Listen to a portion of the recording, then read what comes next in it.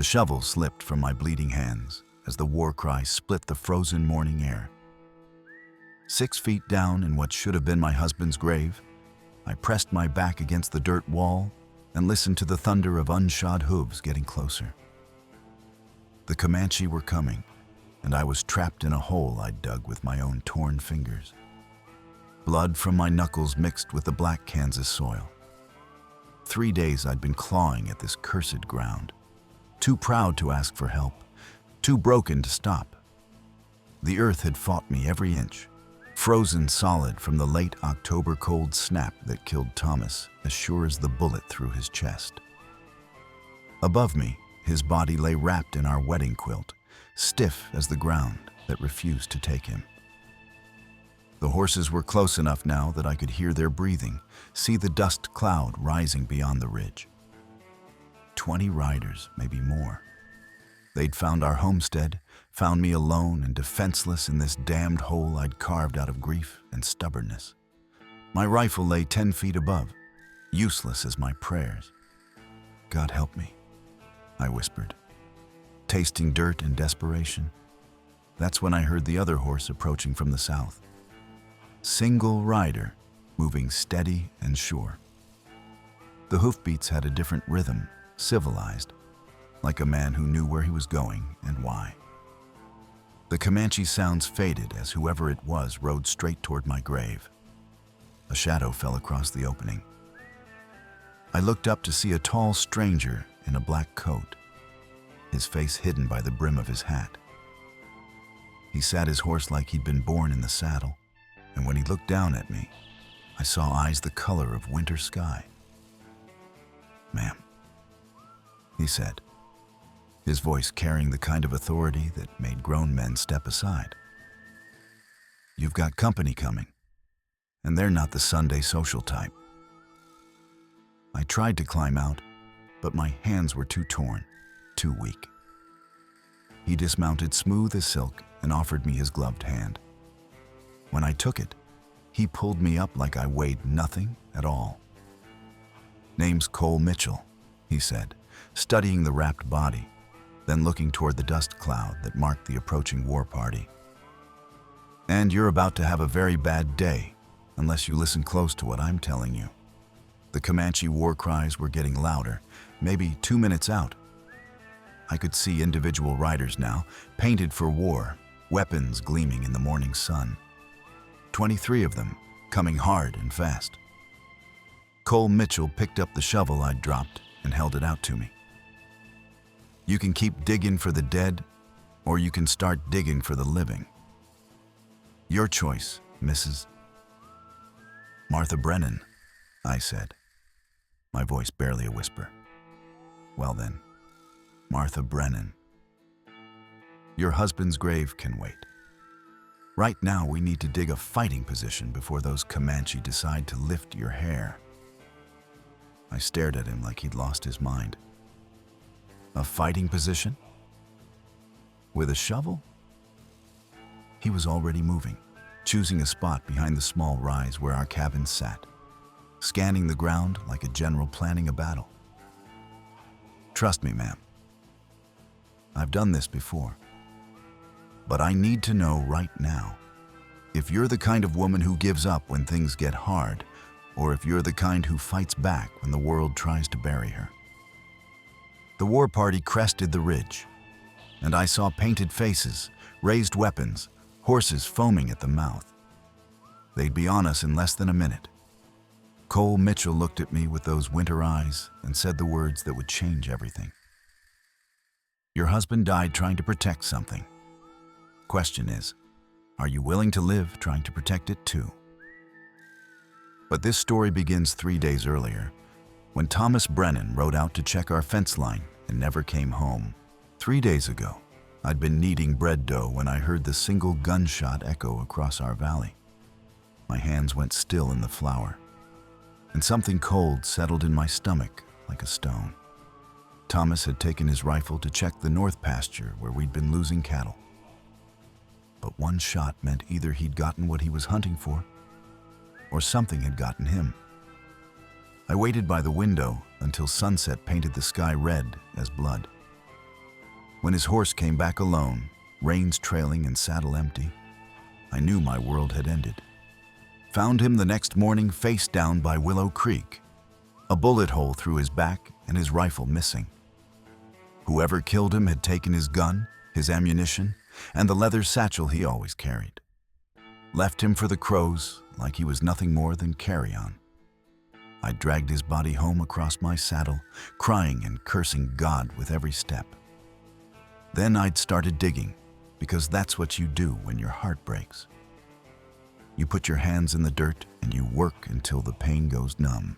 Now this stranger, Cole Mitchell, was telling me to stop grieving and start fighting. And the Comanche war party was close enough that I could see the scalps hanging from their lances. "What did your husband die protecting?" Cole asked, already digging fast and efficient, carving out a depression in the hard ground. "Because those aren't random raiders, Mrs. Brennan. They're tracking something specific." "I don't know what you're talking about." But even as I said it, I remembered the satchel. Thomas never went anywhere without that beat-up leather bag, claimed it held our deed and some old family papers. He was just checking fence. Cole stopped digging and looked at me hard. "Ma'am, with respect, men don't get shot in the back for checking fence. And Comanche war parties don't ride this far east unless someone's got something they want back." The riders were close enough now that I could hear their horses snorting, could see the paint streaked across their faces. My hands shook as I grabbed the shovel and started helping Cole dig. The blade hit the frozen ground with a dull thunk that vibrated up my arms. "Tell me about the satchel," Cole said, his voice calm as Sunday morning, even with death riding down on us. "What satchel?" "The one that's missing from your husband's body. The one you keep looking toward the house like you're hoping it's still there." He was right. I had been glancing at our cabin, praying Thomas had left the bag inside, praying whatever was in it wasn't worth dying for. But deep down, I knew better. Thomas had secrets, same as any man. I just never thought they'd get him killed. The Comanche were 100 yards out when Cole pulled a rifle from his saddle scabbard and checked the action. "Can you shoot, Mrs. Brennan?" Some won't cut it today. Either you can put a bullet where it needs to go, or you can't. Which is it?" The war party spread out as they approached, surrounding us in a wide circle, professional-like. These weren't young braves looking for glory. These were experienced warriors with a job to do. "I can shoot," I said, and meant it. Cole handed me a pistol, heavy and well-maintained. "Good. Because here's what's going to happen. They're going to try to take us alive first, ask questions about what your husband had. When they figure out we don't have it, things are going to get unpleasant fast." "Don't have what?" But before Cole could answer, the lead rider raised his hand, and the war party stopped just out of rifle range. The warrior who'd signaled was older than the others, with gray streaking his black hair and scars marking his chest. He said something in Comanche, gesturing toward our cabin. Cole called back in the same language, his pronunciation perfect. The old warrior's face darkened, and he spoke again, his voice carrying anger and accusation. "What did he say?" I whispered. "He wants to know where the gold is." My blood went cold. "What gold?" Cole's winter eyes found mine, and I saw pity there mixed with something that might have been respect. "The gold your husband stole from their sacred burial ground, Mrs. Brennan. The gold that's going to get us both killed unless we find it in the next 5 minutes." The world tilted sideways like I'd been kicked by a horse. Thomas never stole anything.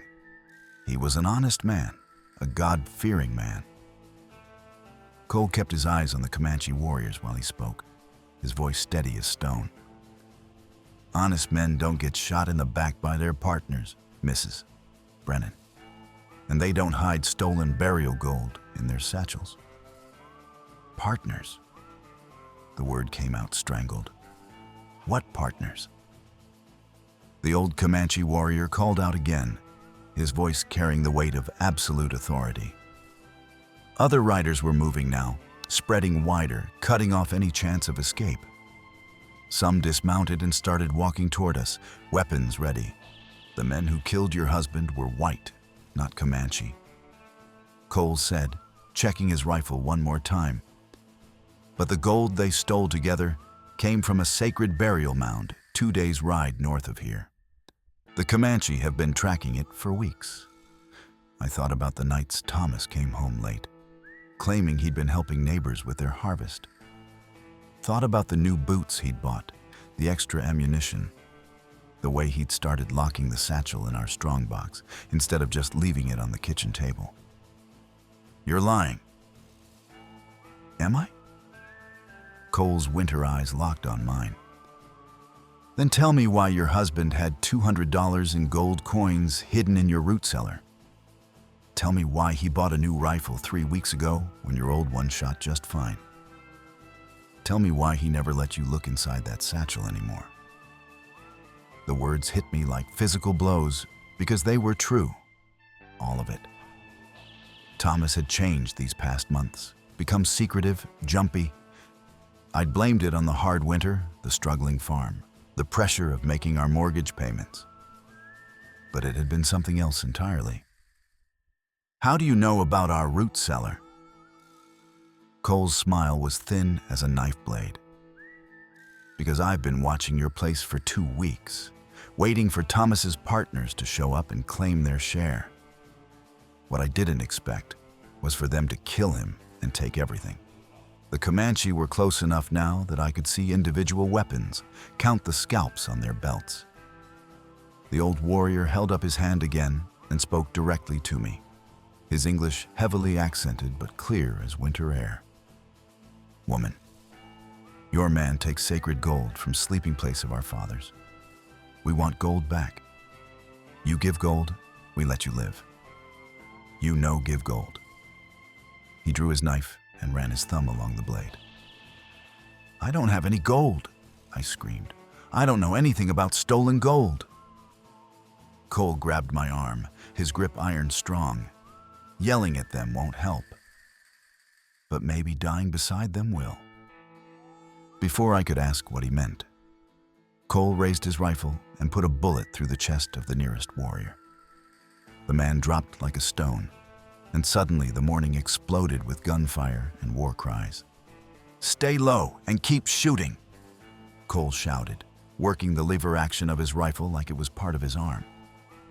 They'll charge us in waves. I raised the pistol he'd given me, trying to find a target among the moving horses and painted faces. A young warrior came straight at us, lance raised, and I pulled the trigger. The gun bucked in my hand, and the warrior spun sideways off his horse. Good shot, Cole called, but we can't hold them for long. Where would your husband hide something he didn't want you to find? Another wave of riders swept toward us. Cole's rifle spoke 3 times fast, and 3 more warriors went down. But there were too many of them, and we were running out of ammunition. The barn, I shouted over the gunfire. He's been spending time in the barn, claiming he was fixing harness. Cole dropped 2 more attackers, but a lance point grazed his shoulder, tearing cloth and skin. Blood soaked his shirt, but his hands never shook. Can you get to the barn without getting killed? A bullet whined past my head, close enough to part my hair. I don't know. Well, you better figure it out fast because in about 2 minutes we're going to be out of bullets and options. Cole paused in his shooting to look at me with those winter eyes. And Mrs. Brennan, there's something else you need to know about your husband's death. The old warrior raised his war lance and called out what sounded like a final ultimatum. Around us, the surviving Comanche were regrouping for what looked like a killing charge. What? Cole Mitchell smiled. And for the first time, I saw something dangerous in his expression.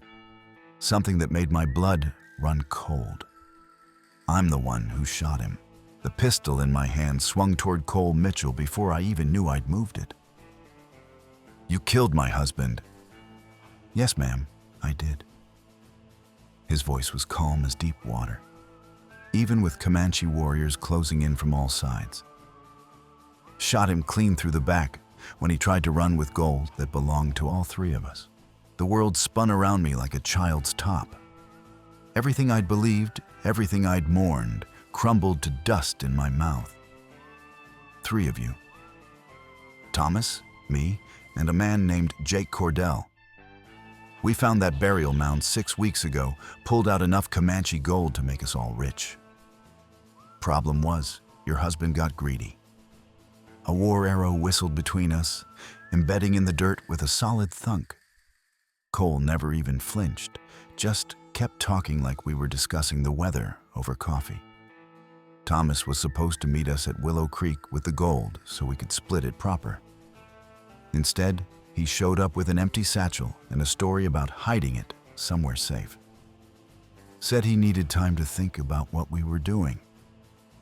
I wanted to shoot him, wanted to put a bullet through his lying heart. But the Comanche were moving again, and dead was dead no matter who pulled the trigger. "So, you murdered him." "I executed a thief." Cole's winter eyes never left the approaching warriors. Man steals from his partners, he pays the price. That's frontier justice. The old Comanche warrior called out something that sounded like a final warning. Around the circle, painted faces turned toward us with expressions hard as stone. They'd given us our chance to return the gold peacefully. Now came the reckoning. "Where's Jake Cordell now?" I asked, surprised by how steady my voice sounded. "Dead. Killed him right after I killed your husband. Couldn't risk him coming back for the gold later." Cole worked the action on his rifle, chambering what might have been his last round. "Which means you and me are the only ones left who know where Thomas hid it." "I don't know where he hid anything."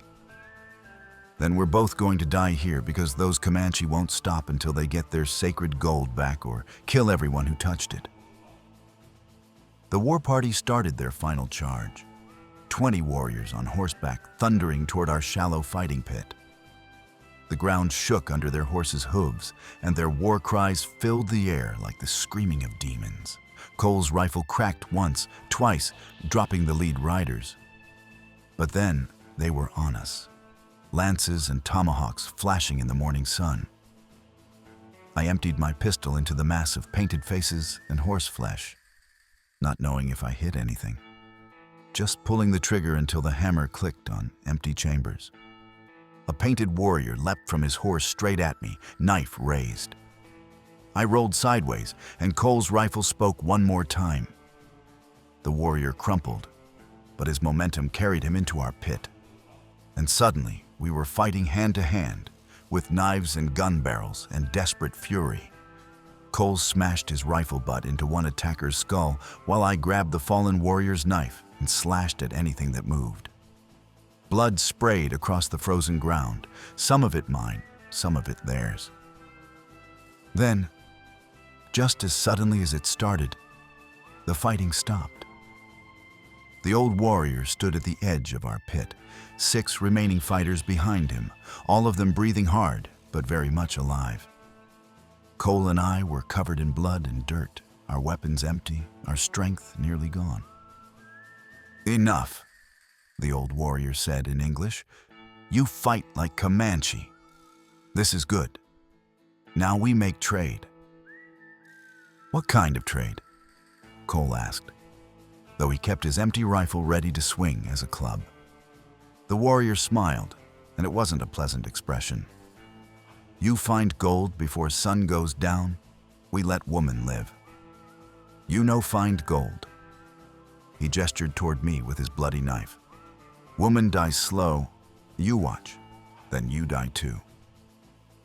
Cole looked at me, and I saw something in his winter eyes I hadn't seen before.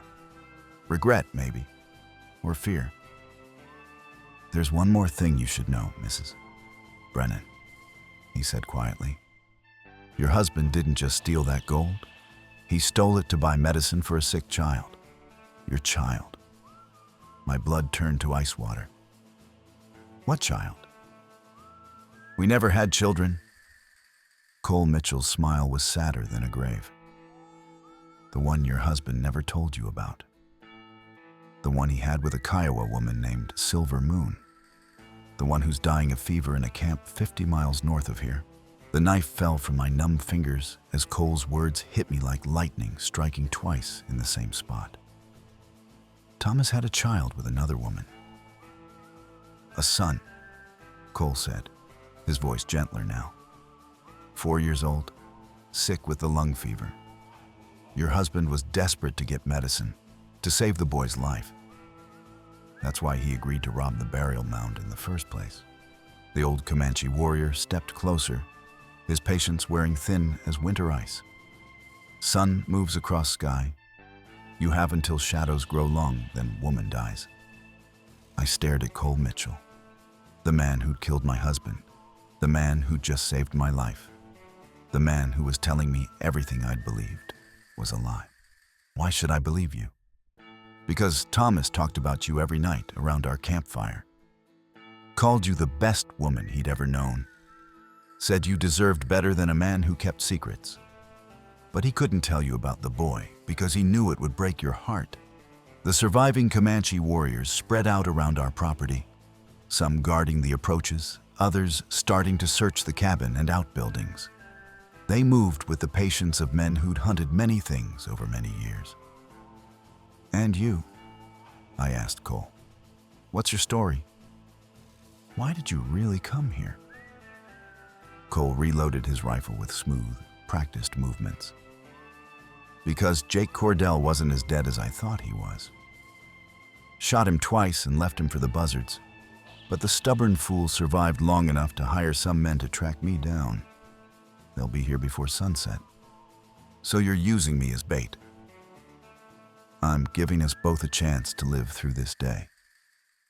Cole checked his pistol, then handed it back to me, along with a handful of fresh ammunition. Your husband hid that gold somewhere on this property. We find it. We give it back to the Comanche. They let us live. We don't find it. We all die when Cordell's men show up. I looked around our homestead with new eyes, trying to see it the way Thomas would have. The cabin where we'd planned to raise children together. The barn where he'd supposedly been mending harness. The root cellar where Cole claimed Thomas had hidden money. The well, I said suddenly. Thomas spent 3 days last month saying he was cleaning out the well. Cole's winter eyes lit up. Show me. We moved toward the stone-lined well behind our cabin, the Comanche warriors watching our every step. The old warrior followed, his knife still drawn, his dark eyes missing nothing. The well was maybe 8 feet deep, dry since the summer drought. I peered down into the shadows and saw something that made my heart race. A rope tied to one of the stones, disappearing into the darkness below. There, I pointed. That rope wasn't there before. Cole lowered himself into the well hand over hand, while I held the other end of the rope. The Comanche gathered around the opening, weapons ready, faces painted with anticipation and ancient anger. Got it. Cole's voice echoed up from the bottom. Leather satchel wrapped in oilcloth. He climbed back up with Thomas's missing bag clutched against his chest. Inside, we found what the Comanche had been hunting. Dozens of gold ornaments, sacred burial pieces worked by master craftsmen generations ago. Even in the afternoon light, they seemed to glow with their own inner fire. The old warrior took the satchel with reverent hands, speaking softly in his own language as he examined each piece. When he finished, he looked at me with something that might have been respect. Your man took sacred things, but he took them for love of child. This is not evil thing. Still wrong, but not evil. He gestured to his remaining warriors, and they began moving toward their horses. The threat was lifting, the immediate danger passing like a storm cloud. "Wait," I called after him. The child Thomas was trying to help. The boy with silver moon. Is he still alive? The old warrior paused. "Boy lives. Medicine man says fever will break soon." He studied my face with ancient eyes. "You want to see son of your husband?" The question hung in the air like smoke from a dying fire. Part of me wanted to say yes, wanted to meet this child who'd cost Thomas his life. But another part, the part that had been digging a grave for 3 days, knew that some doors should stay closed. "No," I said finally. "But tell Silver Moon that Thomas died trying to save her son. Tell her he was a good man who made bad choices for good reasons." The Comanche warrior nodded once, then mounted his horse.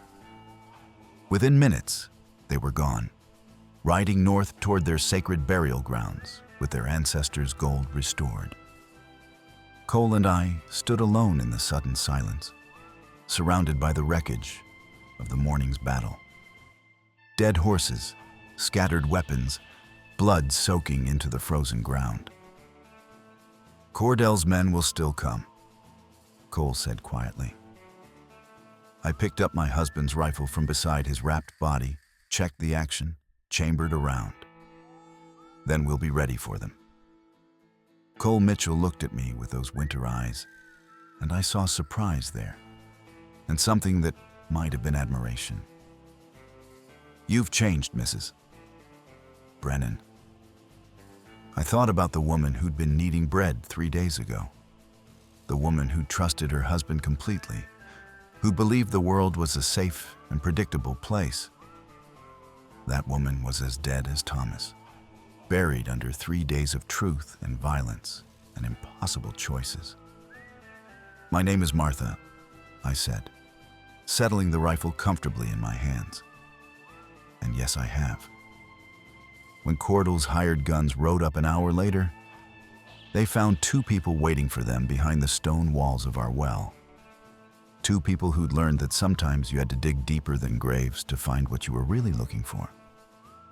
Sometimes you had to dig for life. The gunfight lasted 15 minutes and left 4 more men dead in our yard.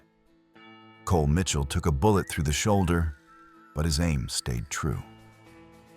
I put 3 rounds exactly where they needed to go and discovered I had a talent for violence I'd never known existed. We buried Thomas that evening, just as the sun painted the Kansas sky the color of fresh blood.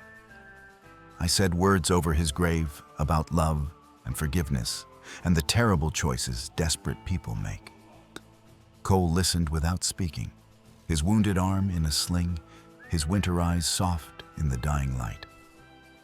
The next morning, he rode north to find Silver Moon and her son, carrying medicine and money from the sale of our farm.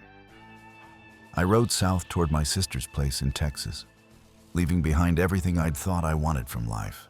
But I carried something new with me, something I'd dug up from the bottom of that well along with Thomas's stolen gold. I'd found my own strength, my own capacity for survival, my own willingness to fight for what mattered. The woman who'd spent 3 days digging her husband's grave with bare hands was gone forever.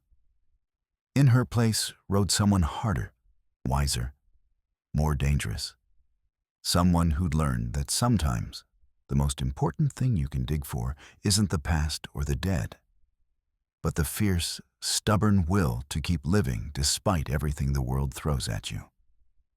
I never saw Cole Mitchell again, but sometimes on quiet nights, I wondered if he'd found what he was looking for in that Kiowa camp, if Silver Moon's boy had lived, if Thomas's sacrifice had meant something in the end. What I knew for certain was this: some graves are meant to be dug, and some are meant to be left empty. The trick is learning which is which before you bury yourself alive.